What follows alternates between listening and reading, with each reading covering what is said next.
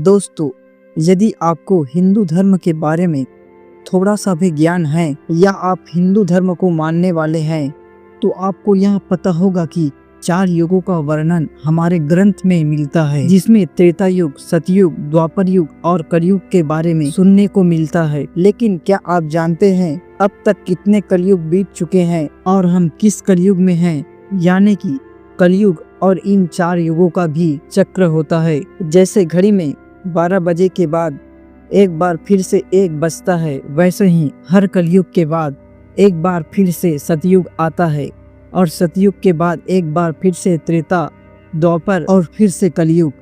तो आज हम इसी के बारे में जानेंगे। हमारे हिंदू धर्म कितना श्रेष्ठ है, इसका पता इसके इतिहास के साथ साथ इसके भविष्य से भी पता चलता है।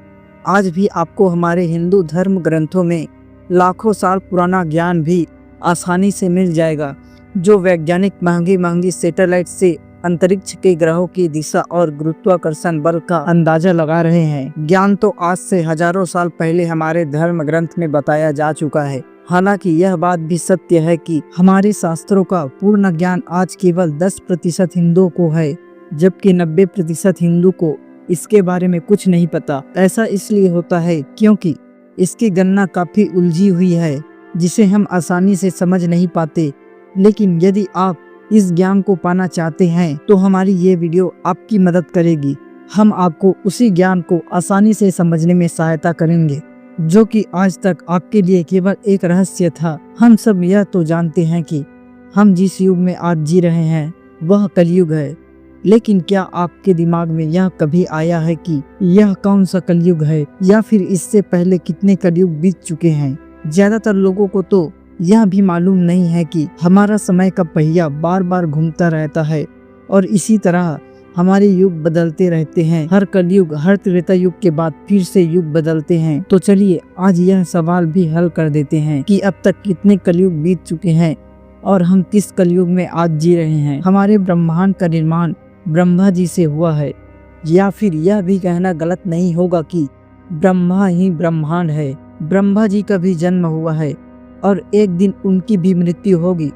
कहने का अर्थ यह है कि हमारे ब्रह्मांड का जन्म हुआ है तो उसका अंत भी होगा। हालांकि यह कालखंड इतना लंबा होता है कि उसे अमर ही कह सकते हैं, क्योंकि ब्रह्मा जी का जीवन 100 वर्ष का है। लेकिन यह 100 साल हमारे समय जितने छोटे नहीं हैं, बल्कि ये 100 दिव्य वर्ष है, जिसमें एक दिव्य वर्ष में 360 दिन होते हैं। उसी एक दिन को 2 भागों में बांटा जाता है, जिसमें एक भाग दिन और एक भाग रात होता है।